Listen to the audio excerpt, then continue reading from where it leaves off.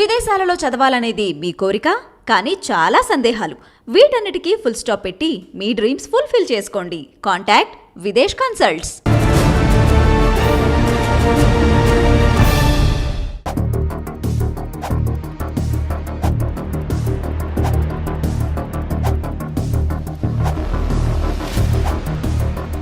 Welcome to crime analysis. Delhi liquor కేసులో arrest అయి తిహార్ జైల్లో ఉంటున్న ఎమ్మెల్సీ కవిత గారికి ఈ రోజు బెయిల్ నిరాకరించింది కోర్టు. అయితే ఎందుకు నిరాకరించిన విషయం పక్కన చూస్తే, తన కొడుకు ఎగ్జామ్స్ కావాలంటూ కవిత పెట్టినా కానీ ఈడీ వాదనలో కోర్టు ఏకీభవించింది. గతంలో కూడా ఆమె చేసిన కార్యక్రమాల్లో ఫోన్లు ట్యాంపరింగ్ చేయడంతో పాటు సాక్షులు బెదిరించవచ్చు అనే కొన్ని అంశాలని కోర్టు ముందు పెట్టడంతో కోర్టు నమ్మి ఆమెను బెయిల్ నిరాకరించింది. అయితే ఇదే అంశంపై కవితకి అసలు గత సంవత్సరం మార్చిలో కవితకి కేసులో సమన్లు ఇష్యూ చేసినప్పుడు హైకోర్టు అడ్వకేట్ రాజు రెడ్డి గారు చాలా క్లియర్ గా చెప్పారు. ఆమె సమన్లు అందుకున్న తర్వాత ఆమె చేస్తున్న కార్యక్రమాలు ఒక్కొక్కటి కూడా రేపు అరెస్ట్ అయిన తర్వాత బెయిల్కి ఇవన్నీ ఆటంగా చూపే అవకాశం ఉంటుందంటూ చాలా క్లియర్ గా చెప్పారు. గత మార్చిలో రాజీవ్ రెడ్డి గారి విశ్లేషణ ఏం చెప్పారు ఒకసారి చూద్దాం. సాక్ష్యాలు తారుమారు చేశారంటూ మరి డెఫినెట్ గా నేను చెప్పేది అదే. డెఫినెట్ గా మీకు 24 ప్రిజంప్షన్ పిఎంఎల్ యాక్ట్, ఈ 106, 114 ఆఫ్ ఎవిడెన్స్ యాక్ట్, ఈ నేరాలకే ప్రిజంప్షన్ వచ్చేసి ప్లస్ ఇంకొక ప్రమాదం ఏంటంటే ఇండియన్ పీనల్ కోడ్లో screening the evidence, tampering with evidence అని ఖచ్చితంగా అట్రాక్ట్ అవుతుంది. యాడ్ అవుతుంది ఖచ్చితంగా. సరే, ఈ ఫోన్ విషయం పక్కన పెడితే నేను ఫోన్లు పాడు చేయలేదు అని ప్రూవ్ చేసుకుంటున్నారు ఆవిడ. కానీ హోటల్లో ఉన్నావా లేదా, కలిసామా? ఇప్పుడు నేను ఇంతకుముందు చెప్పాను, తను కరెక్ట్గా ఉండి రెఫ్యుటేషన్ ఇవ్వదలుచుకుంటే ఒట్టి ఫోన్లది కాకుండా స్పెసిఫిక్ అలిగేషన్స్ రిమాండ్ రిపోర్ట్లలో, ఛార్జ్ షీట్లలో వచ్చినాయి. వాటికి కూడా తను కావాలనుకుంటే ఇవ్వచ్చు. తను కనుక అక్కడ ఉండి ఉంటే ఈ ఫోన్లో ఎంత డేటా డిస్ట్రాయ్ చేసినా, అంటే ఆ ఛార్జ్ షీట్లో ఒకళ్ళ స్టేట్మెంట్ ఏంటిదంటే, ఐ థింక్ అమిత్ అరోరా సమీర్ మహేంద్రనో ఫేస్ టైంలో మాట్లాడాం కవిత గారితో అన్నారు. ఆ డేటాని రేజ్ చేయలేదుగా. తన దగ్గర పోయినా సర్వీస్ ప్రొవైడర్ దగ్గర ఉంటుంది, సమీర్ మహేంద్రు దగ్గర ఎక్స్ట్రాక్ట్ అవుతుంది. తర్వాత ఒబరాయ్ మైదాన్లో మీటింగ్ అటెండ్ అయ్యారు అని ఏదో వచ్చింది. ఆ మీటింగ్ అటెండ్ అయినప్పుడు ఆ టవర్ లొకేషను అవి ఉంటాయి. తర్వాత కవిత గారి ఇంట్లోనే 1-2 మీటింగులు జరిగినాయి అని ఉంది, అందరూ ప్రెజెన్స్ ఉన్నారని. సో ఇవన్నీ సార్, హోటల్లోని ఇంట్లో మాట్లాడింది కేవలం లిక్కర్ స్కామ్ ఎందుకు అవ్వచ్చు అండి? ఇంకా పార్టీ గురించి మాట్లాడుకోవచ్చు, చాలా విషయాలు ఉంటాయి కదా. అదొకటే మీటింగే, వేరే లేదు. మీరు నేను చెప్పేది అదే, చైన్ ఆఫ్ సర్కమ్స్టెన్సెస్. ఈ చైన్లో ఒక్కొక్క లింక్. రెండోది ప్రిజంప్షన్. తను ఎక్స్ప్లెయిన్ చేయాలి కదా, ఈ మీటింగ్ కాదు ఆ మీటింగ్ అయిందని. పిఎంఎల్ యాక్ట్లో డేంజర్ అదేనండి, ప్రిజంప్షన్ ఉంది. You are presumed guilty till you prove yourself you are innocent. కరెక్టేనండి. ఇప్పుడు హోటల్లోనే కలిసాం, ఎస్ పార్టీ ఇప్పుడు టీఆర్ఎస్ బీఆర్ఎస్కి మారింది.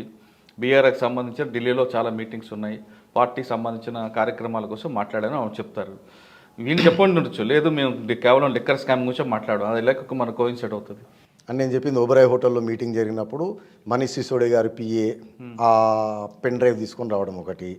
రెండోది, ఇప్పుడు ఈవిడ సమీర్ మహేంద్రతో కానీ అమిత్ అరోరా కానీ మీటింగ్లు జరిగినప్పుడు వాటికంటే కొద్దిగా ముందు excise policy draft document public చేతికి ఉండకూడదు, ఎక్స్పర్ట్ కమిటీకి క్యాబినెట్ కూడా వెళ్ళిన డాక్యుమెంటు ఈ సమీర్ మహేంద్రు ఈ కొంతమంది ఫోన్లలోకి డౌన్లోడ్ అయింది, దాన్ని వారు ఎక్స్ట్రాక్ట్ చేశారు.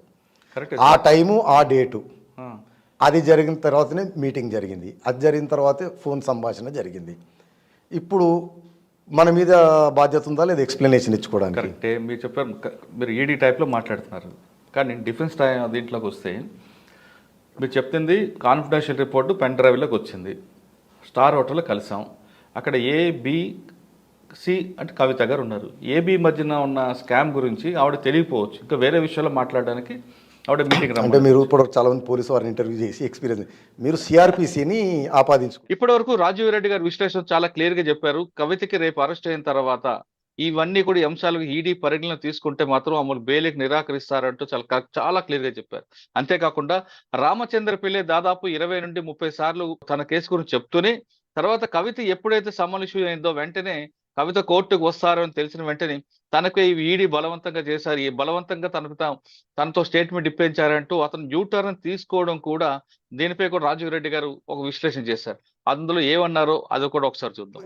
రిలవెన్సీ ఉందా లేదా అని మీరు ట్రయల్లో చూడవచ్చు కానీ sir, the only evidence against me is Ramachandran Pillai's statement under section 50 which has been retracted. So retraction ఏం చేస్తుంది, కొద్దిగా టెయింట్ చేస్తుంది.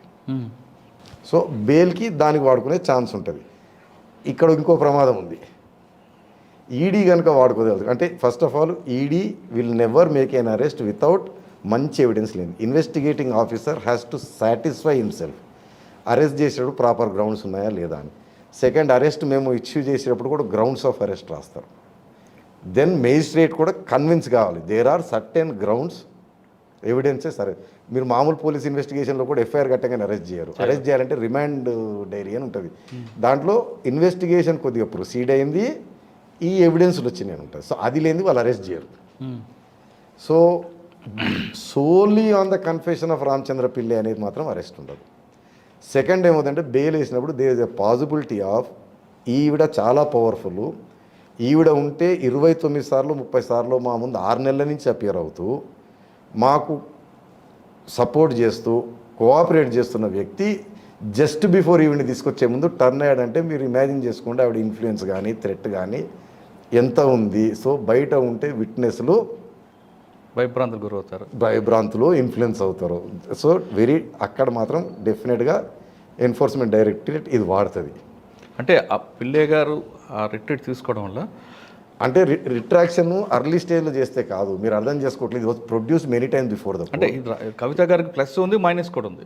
మైనసే ఉంది నా దృష్టిలో. ఎందుకో చెప్తున్నాను నేను అది. ప్లస్ అంటే ఓన్లీ రామచంద్ర పిల్లై స్టేట్మెంట్ ఒక్కదానిపైనే అరెస్ట్ చేస్తేనే plus. But 100% enforcement director authority will never arrest ఒక గ్రౌండ్ పైన.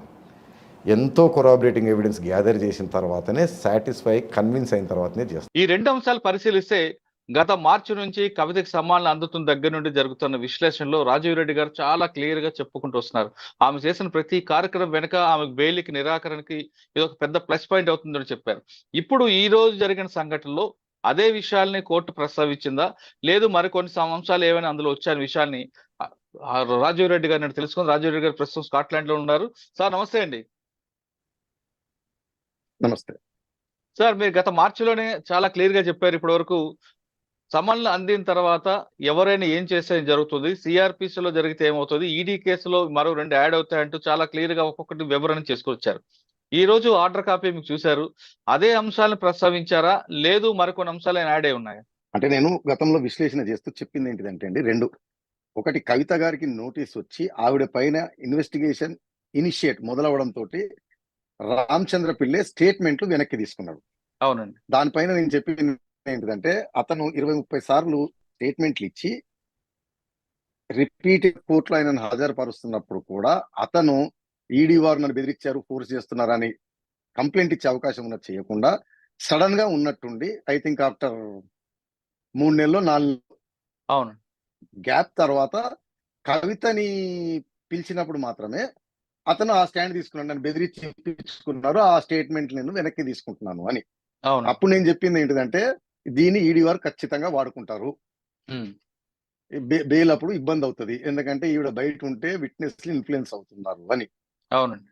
రెండోది, ఫోన్లు సబ్మిట్ చేసినప్పుడు కూడా నేను చెప్పాను, వాటిని కనుక ఫార్మాట్ డిలీట్ చేస్తే చాలా ఇబ్బంది పడుతుంది. ఎందుకంటే ప్రిజంప్షన్స్ ఇండియన్ ఎవిడెన్స్ యాక్ట్ లో ఉంటాయి, పిఎంఎల్ యాక్ట్ లో డేంజరస్ ప్రిజంప్షన్స్ అండి అవి. ఇప్పుడు మీరు చెప్పిన విశ్లేషణ ప్రకారం అప్పుడు నేను చెప్పినట్టు బెయిల్కే కాదు, రేపు కవిత గారికి ట్రయల్లో కూడా ఇబ్బంది అయ్యి శిక్ష పడే ఛాన్స్ ఉంటుంది.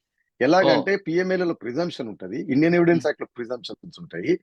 ఇప్పుడు కోర్టు వారు ప్రిజంప్షన్ తీసుకుంటారు, అమ్మ నీ ఇన్వాల్వ్మెంట్ ఇందులో లేకపోతే నువ్వు అప్పుడే ఎందుకు ఫార్మాట్ చేసావు, అవును నోటీసులు రాగానే ఎందుకు ఫార్మాట్ చేసావు కాబట్టి మేము ప్రిజంప్షన్ బిలీవ్ చేస్తాము నువ్వు నేరం చేసినట్టు అనే ప్రమాదం కూడా గోయింగ్ ఫార్వర్డ్ ఉంటది.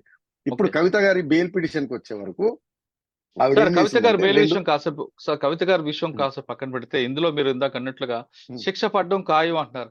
అంటే సాక్ష్యాలు తారుమారు చేసినందుకు 201 తో పాటు ఇంకేమైనా యాడ్ అవుతాయా? నేను ఖాయం అని లేదండి, పాసిబిలిటీ ఎక్కువ ఉందన్నాను. 201 ఎలాగూ ఉంటది, సాక్ష్యాలు తారుమారు చేయడం ఎలాగూ ఉంటది, దాంట్లో పడే అవకాశం మోర్. కానీ మనీ లాండరింగ్ యాక్ట్ లో ఏంటిదంటే ప్రిజంప్షన్ ఉంటది అనమాట. ప్రైమా ఫేసి ఈడీ వారు కనుక ఈవిడ ఇన్వాల్వ్మెంట్ చూపెడితే చాలు, ప్రిజంప్షన్ కిక్ ఇన్ అయిన తర్వాత, ఇప్పుడు సపోజ్ మీరే జడ్జి అనుకోండి, అంటే సామాన్య ప్రజలు చెప్తున్నా, లా వదిలేసేయండి, మీ పైన కేసు బుక్ అయ్యి ఇన్వెస్టిగేషన్ మొదలై నోటీసులు ఇచ్చిన తర్వాత ఏ ఫోన్లు అయితే నువ్వు వాడే వాటిని డిస్ట్రాయ్ చేయడము డిలీట్ చేయడం చేశారనుకోండి, మీరేం ఊహించుకుంటారు? నేరం ఉందని ఏదో అనుకుంటా. జరిగింది అని అవును. అనుకుంటారు. అది లాలో కూడా నిక్షిప్తపడింది అనమాట. మనీ లాండరింగ్ యాక్ట్ లో హుహు. ప్రిజంప్షన్, ఇండియన్ ఎవిడెన్స్ యాక్ట్ చెప్పాను, సెక్షన్ 106, 114 అనుకుంటా, స్టాండ్ కరెక్టెడ్. దాంట్లో ఓకే. కూడా ప్రిజంప్షన్స్ వస్తాయి. అన్యాచురల్ గా జరిగినప్పుడు కోర్ట్ షుడ్ ప్రెజ్యూమ్ అని ఉంటది అనమాట. హ్మ్. సో కవిత రీజనబుల్ గా ప్రూవ్ చేసుకోవాలి, ఎందుకు ఫార్మాట్ చేశారు, ఏం చేశారు అనేది చేసుకోవాల్సి వస్తుంది. లేకపోతే శిక్ష పడే పాసిబిలిటీ ఎక్కువ ఉంటది. ఎలాగో ఓకే. 201 ఉంది. ఆ! ఇప్పుడు ఈవిడ బెయిల్ విషయానికి వస్తే ఆవిడ 2 గ్రౌండ్ల మీద చేశారండి. ఒకటి, నేను మహిళని, సుప్రీం కోర్టు జడ్జిమెంట్లు లాలో ఏంటిదంటే మహిళలకు కాస్త వెసులుబాటు ఏంటంటే విఆర్ సెక్స్ అనుకోండి, ఇంకా తల్లి, మహిళ కాబట్టి కొంచెం వెసులుబాటు ఇస్తారు, లిబరల్ గా ఉండమంటారు బెయిల్ విషయంలో, ఓకే. మహిళలు, ఓకే. పిల్లలు ఇలాంటి వారికి. హ్మ్. సో ఆ గ్రౌండ్. రెండోది, మా బాబుకి 10వ తరగతి ఎగ్జామ్స్, నేను అతను ఇమోషనల్ గా అతనికి సపోర్ట్ చేయాలి, ఉండాలి నేను ఎగ్జామ్స్ రాయడానికి. మా భర్త అంటే ఆయన తండ్రి ఉన్నా కానీ ఆయన ఈ కేసులో నా గురించి తిరుగుతా బిజీగా ఉన్నాడు, స్పెండ్ లేకపోతున్నారు అని ఒక గ్రౌండ్స్ తీసుకున్నారు. ఓకే. దీనిపైన ఈడీ వారు ఏం చెప్పారంటే, మామూలుగా మీకు regular CrPC Indian penal code సెక్షన్లకి బెయిల్ కి 3 కండిషన్లు. ఏది, విచారణకు హాజరు కాకుండా తప్పించుకొని పారిపోకూడదు, హ్మ్. ఎవిడెన్స్ ని తారుమారు చేయకూడదు, విట్నెస్ లని ఇన్ఫ్లుయెన్స్ కానీ బెదిరించకూడదు. దాంతో హ్మ్. పాటు పిఎంఎల్ యాక్ట్ లో ఇంకో 2 కండిషన్స్ యాడ్ అవుతాయి అనమాట. ప్రైమా ఫేసి ఉండకూడదు, రిపీట్ చేసేది ఉండకూడదు అని. ఇక్కడ ఓకే. ఈడీ వారు ఏం చేశారంటే, ఇప్పుడు మనం ఈ ట్రిపుల్ టెస్ట్ కు వద్దామండి. ఏది, ఫ్లైట్ రిస్క్ అంటే పారిపోయే అవకాశం లేదు, ఎవిడెన్స్ ని ట్యాంపర్ చేయకూడదు, చేసే హ్మ్. అవకాశం లేదు, విట్నెస్ లని ఇన్ఫ్లుయెన్స్ థ్రెటన్ చేసే అవకాశం లేదంటే బెయిల్ వస్తుంది. ఇక్కడికి వచ్చేవరకు ఈడీ వారు మనం అనుకున్నట్టు అదే వాదన తీసుకొచ్చారు. కవిత గారికి పైన ఇన్వెస్టిగేషన్ ఇనిషియేట్ కాగానే, నోటీసులు ఇవ్వగానే డిలీట్ చేశారనే రిపోర్ట్ ఫోరెన్సిక్స్ నుంచి వచ్చింది. ఈవిడ సబ్మిట్ చేసిన ఫోన్లు ఫోరెన్సిక్స్ పంపించారు. ఫోరెన్సిక్స్ వాళ్ళు డిలీట్ చేసినది మొత్తం రిపోర్ట్ ఉంది. ఓకే. తర్వాత డిలీట్ ఎప్పుడైంది అని కూడా తెలుస్తుంది. సో ఆఫ్టర్ ఇన్వెస్టిగేషన్ మొదలైన తర్వాత, కవిత గారి పేరు వచ్చిన తర్వాత డిలీట్ చేశారు. కాబట్టి ఈవిడ ఎవిడెన్స్ ని ట్యాంపర్ చేయడం ఆల్రెడీ ఎస్టాబ్లిష్డ్. హ్మ్. రెండోది, మనం గత ఇంటర్వ్యూలో కూడా పదే పదే చెప్పుకున్నాం, రామచంద్ర పిల్లే గారు 20-30 సార్లు ఈడీ వారి ముందు హాజరయ్యి స్టేట్మెంట్లు ఇచ్చి, తర్వాత 20-30 సార్లు కోర్టులో కూడా హాజరయ్యి, అతని పైన ఏదైనా ఈడీ వారు ప్రెజర్ పెట్టినా, కోవర్షన్ చేసినా కంప్లైంట్ చేసుకునే అవకాశం ఆయన గాని ఆయన లాయర్లకు కూడా ఉండంగా కూడా చెయ్యండి. ఉన్న పలంగా ఉన్నట్టుండి కవిత గారి పైన ఇన్వెస్టిగేషన్ ఇనిషియేట్ కాగానే అతను రిట్రాక్ట్ చేసుకున్నాడు. అవును. రిట్రాక్ట్ చేసుకున్నది కూడా పెక్యులర్ గా ఆయన ఇచ్చిన అన్ని స్టేట్మెంట్లను చేసుకోలేదు. 20 స్టేట్మెంట్లు, ఒక 2 స్టేట్మెంట్లు కవిత గారి మీద చెప్పింది మాత్రమే రిట్రాక్ట్ చేసుకున్నాడు. హ్మ్. అవును. కాబట్టి ఇది డెఫినెట్ గా బెయిల్ అప్పుడు ఇబ్బంది అవుతుంది అని చెప్పాను నేను. అవును. రెండోది ఏంటిదంటే, ఈడీ మనం గతంలో కూడా చర్చించుకున్నాం, ఈడీ వారు 1-2 దగ్గర చెప్పారు, ఇతను రిట్రాక్ట్ చేసుకోవడం వెనక ఎవరో ఇన్ఫ్లుయెన్స్ చేసే ఇన్ఫర్మేషన్ మా దగ్గర ఉంది అని అంటున్నారు కానీ బయట పెట్టట్లేదు అని. అవును. ఈ రోజు వారు వాదనలలో బయట పెట్టలేదు కానీ ఈ 2 గ్రౌండ్స్ తీసుకున్నారు. అంటే ఈ 3 టెస్ట్లలో ఎవిడెన్స్ ట్యాంపర్ చేయకూడదు, విట్నెస్ ఇన్ఫ్లుయెన్స్ థ్రెటన్ చేయకూడదు. కానీ ఈ రోజు వారు బెయిల్ అపోజ్ చేస్తే కౌంటర్లు వేసింది, ఆర్గ్యుమెంట్లు చెప్పింది ఏంటంటే, ఫోరెన్సిక్ రిపోర్ట్ దట్ ఈవిడ పెక్యులర్ గా ఇన్వెస్టిగేషన్ స్టార్ట్ అయిన తర్వాత, ఇనిషియేట్ అయిన తర్వాత, సమ్మన్స్ వచ్చిన తర్వాత డిలీట్ చేసింది. హ్మ్. రెండోది, ఈ రామచంద్ర పిల్లై ఎన్నడూ చేయండి after A gap of 118 days. హ్మ్. ఈ 118 డేస్ లో అతనికి కంప్లైంట్ చేయాల్సింది ఎన్నో అవకాశాలు ఉండాలి, ఈడీ వారు బెదిరించారు. సడన్ గా కవిత గారికి సంబంధం రావడం వచ్చినప్పుడే అతను ఈ 2 స్టేట్మెంట్లను మాత్రమే రిట్రాక్ట్ చేసుకున్నాడు. కాబట్టి ఇతను ఇన్ఫ్లుయెన్స్ చేస్తున్నాడు అంటూ మూడోది సీక్రెట్ గా ఫైల్ చూపెట్టాడు హుహు. జడ్జి గారికి. దట్ డెఫినేటివ్ ఇన్ఫర్మేషన్, దట్ పేర్లు చెప్పలేదు అనమాట, ఎవరో ఈ కేసులో సంబంధించిన వ్యక్తి హ్మ్. ఈ కేసు సంబంధించిన సాక్ష్యం అప్రోచ్ అయ్యి నా పేరు బయట పెట్టొద్దు అని ప్రయత్నం చేశారు అని. ఎందుకంటే సీక్రెట్ ఇన్ఫర్మేషన్ కాబట్టి జడ్జి గారు కూడా రివీల్ చేశారు. హ్మ్. ఇంకో 2 గ్రౌండ్, అదే నేను మహిళని, మా అబ్బాయి ఎగ్జామ్స్ కూడా ఏం చెప్పారంటే వారు, హ్మ్. అబ్బాయి 16 సంవత్సరాలు మెచ్యూర్డ్ ఇనఫ్ ఎగ్జామ్ రాయడానికి. తర్వాత హ్మ్. బై టైం ఈ పిటిషన్ ఆర్గ్యుమెంట్ వచ్చేటప్పటికి ఆ 10, 12 ఎగ్జామ్లలో 6, 9 అయిపోయినాయి, మిగిలిన 3, 4 ఉన్నాయి కాబట్టి పెద్ద అవసరం లేదు. రెండోది, కవిత గారి పెద్ద అబ్బాయి ఇండిపెండెంట్ గా విదేశాలలో చదువుకుంటారు, 19 ఇయర్స్. కాబట్టి ఈ పిల్లలు ఉన్నతమైన ఫ్యామిలీ కాబట్టి విదేశాలు చదవడం, తర్వాత వీరు రాజకీయాలు ఉండడంతో వాళ్ళకి కొద్దిగా అలవాటే, తల్లిదండ్రులు లేకుండా వాళ్ళు ఇండిపెండెంట్ గా ఉండే అలవాటు ఉంది అని. తర్వాత మహిళా వల్నరబుల్ వచ్చేటప్పటికి చెప్పాను, ఎవిడెన్స్ ట్యాంపర్ చేయటము, విట్నెస్ ఇన్ఫ్లుయెన్స్ ఆర్ థ్రెటన్ చేయడం తోటే ఎగిరిపోయింది కేసు. అయినప్పటికీ జడ్జి గారు ఏం చెప్పారంటే, మహిళా వల్నరబుల్ అంటే ఈవిడ బ్యాక్గ్రౌండ్ రాస్తూ ఈవిడ గతంలో మెంబర్ ఆఫ్ పార్లమెంటు, ఎమ్మెల్సీ, తర్వాత ఎన్నో ఆర్గనైజేషన్లకి చైర్మన్, ప్రెసిడెంట్, ఎన్నో కార్యక్రమాలు చేశారు. తర్వాత విదేశాలు తిరిగారు, బెల్జియము, కంబోడియా వీటిలో తిరిగారు కాబట్టి ఈవిడ వీకర్ సంబంధించిన మహిళ కాదు. ఉమ్. బాగా ఏమంటారు, చదువుకున్న చాలా మహిళ. కేపబిలిటీలు, అదే కాకుండా ఎన్నో పవర్ఫుల్ మహిళ కాబట్టి ఈమె ఆ వీకర్ సెక్స్ కోవలోకి రాదు అని డిస్మిస్ చేశారు. మీరు ఐ థింక్ పారాగ్రాఫ్ 23, 24, 25 సీక్వెన్స్ లోనేమో ఈడీ వారు చెప్పిన ఫోన్లు డిలీట్ చేశారు సమ్మన్స్ రాగానే. ప్లస్ రామచంద్ర పిల్లై గురించి మెన్షన్ చేస్తూ ఈయన సడన్ గా కవిత గారిని పిలవడంతో రిట్రాక్షన్ ఉమ్. ఒక పారాగ్రాఫ్ లో అది ఈడీ వారు చూపెట్టిన ఫైల్ దట్ ఎవరో ఒక సాక్షిని అప్రోచ్ అయ్యి ఇన్ఫ్లుయెన్స్ చేయడానికి ప్రయత్నించారని. పారాగ్రాఫ్ 37 లో జడ్జి గారు దానిపైన ఫైండింగ్ ఇచ్చారు. ఇవి చేసింది Okay. కాబట్టి బెయిల్ డిస్మిస్. ఓకే సార్, ఇది కాకుండా అరెస్ట్ అయినప్పుడు కేటీఆర్ చేసిన ఆ ఇష్యూ కూడా ఏమైనా పరిగణలో తీసుకుంటారా? లేదండి, అది ఈడీ వారు ఇప్పుడు తేలేదు, అవసరం లేదు వాళ్ళకి, ఎందుకంటే ఆ. ఇంత పెద్ద గ్రౌండ్ ఉన్నాక అది పెద్ద అవసరం లేదు. ఉమ్. బట్ అది కూడా అవకాశం ఉంటది ఎప్పుడైనా అరెస్ట్ అది కూడా వాడే అవకాశం ఉంటది. అవకాశం ఉంటది. ఆహా. బట్ నేను అంటే అది చెప్తున్నా ఇప్పుడు, అది సేఫ్ గా పెట్టుకున్నారు పక్కన.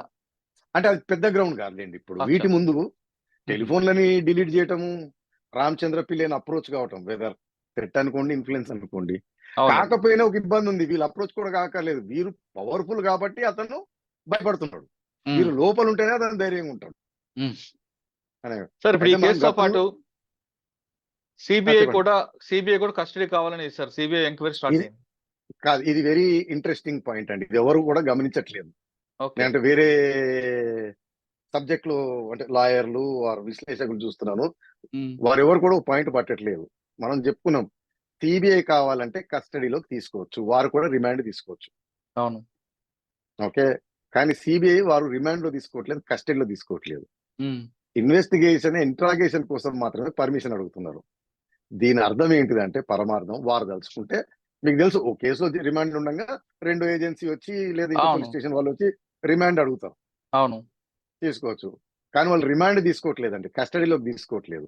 ఓన్లీ ఇంట్రాగేషన్, ఎంక్వైరీ కోసం మాత్రమే పర్మిషన్ తీసుకుంటారు. దీని అర్థం ఏంటిదంటే, ఆవిడ రిమాండ్, అరెస్ట్ అఫీషియల్ గా చేయట్లేదు, పెండింగ్ పెడుతున్నారు. ఉమ్. ఇన్ ఫ్యూచర్ లో ఇక్కడ ఏదైనా బెయిల్ అవకాశం కనపడ్డప్పుడు అచ్చా, ఇది అప్పుడు రిమాండ్ తీసుకొస్తారు. తీసుకుంటారు అనమాట. ఎందుకంటే ఇప్పుడే రిమాండ్ తీసుకున్నారు అనుకోండి, ఉమ్. ఉమ్. ఇప్పుడు ఏమవుతుంది, ఆవిడ సిబిఐ ఈడీ రెండిట్లో రిమాండ్ లోకి వెళ్ళిపోయిన ఆవిడ అవుతుంది. రేపు బెయిల్ వచ్చినప్పుడు రెండిట్లో బెయిల్ వస్తుంది. ఓ అచ్చా, ఇప్పుడు CBI వారు చాలా వాళ్ళు తెలివిగా వెళ్తున్నారు. చాలా తెలివిగా రిమాండ్ లో తీసుకోవట్లేదు, ఉమ్. క్వశ్చన్ కి మాత్రం పర్మిషన్ అడుగుతున్నారు. సో అఫీషియల్ గా ఆవిడ రిమాండ్ లోకి రావట్లేదు. అచ్చా, వీళ్ళు సిబిఐ వాళ్ళే డైరెక్ట్ జైలుకి వెళ్ళి క్వశ్చన్ చేసుకొస్తున్నారు అంతే. అది అంటే అంటే సపోజ్ బయట ఉందనుకోండి, మిమ్మల్ని అరెస్ట్ చేయకుండా మిమ్మల్ని క్వశ్చన్ కి పిలవటం, ఆహా. అంత మాత్రమే చేస్తున్నారు. ఎందుకంటే ఈ అరెస్ట్ ఆప్షన్, రిమాండ్ ఆప్షన్ ని నాకు అర్థమైనంత వరకు అజంప్షన్ ఉమ్. వారు కావాలని పెండింగ్ పెడుతున్నారు. లేకపోతే ఇప్పుడు సిబిఐ కావాలంటే రిమాండ్ పిటిషన్ వేసేసుకోవచ్చు, ఉమ్. ఓకే. వేసేసుకుంటే సిబిఐ రిమాండ్ ఇస్తారు, 24 hours ఇన్వెస్టిగేషన్ తర్వాత రిమాండ్, అండ్ లేకపోతే ఏమంటారు, ఓ 14 రోజులు 10 రోజులు కస్టడీ, దాని తర్వాత మళ్ళీ. కానీ ఆమె అఫీషియల్ గా సిబిఐ రిమాండ్ లో కూడా వెళ్ళిపోయినప్పుడు ఉమ్. రేపు బెయిల్ ఉంటే రెండిట్లో బెయిల్ వస్తుంది అనమాట.